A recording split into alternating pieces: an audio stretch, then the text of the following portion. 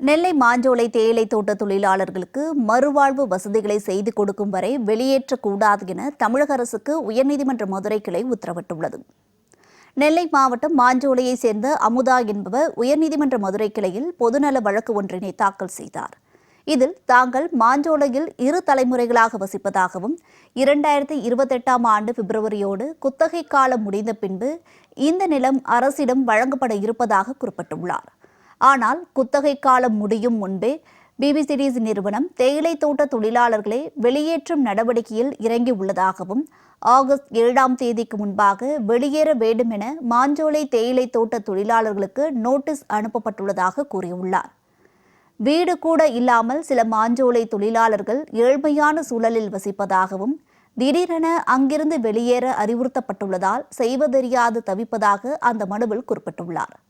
எனவே மாஞ்சோலை தேயிலை தோட்ட தொழிலாளர்களுக்கான மறுவாழ்வு உதவிகளை அரசு செய்ய வேண்டும் என்றும் மறுபணி வைப்பு வழங்க வேண்டும் வரை ஒவ்வொரு குடும்பத்திற்கும் தலா 10,000 ரூபாய் வழங்கிட உத்தரவிட வேண்டும் என்றும் 700 தொழிலாளர்களின் குடும்பங்களுக்கு கலைஞரின் கனவு இல்லத்தின் மூலம் வீடு கட்டித்தர வேண்டும் என்று கோரிக்கை விடுத்துள்ளார். இந்த வழக்கு பொறுப்பு தலைமை நீதிபதி மகாதேவன், நீதிபதி GR சுவாமிநாதன் அமர்வு முன்பாக விசாரணைக்கு வந்தது.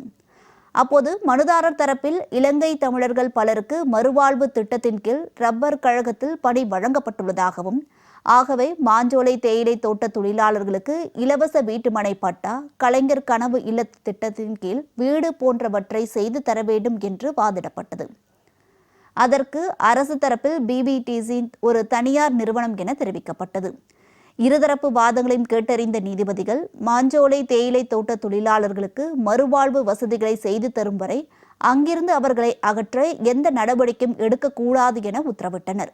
வழக்கு தொடர்பாக அரசு தரப்பில் உரிய விளக்கம் பெற்று தெரிவிக்க உத்தரவிட்ட நீதிபதிகள் வழக்கை ஜூன் 21ஆம் தேதிக்கு ஒத்திவைத்தனர்.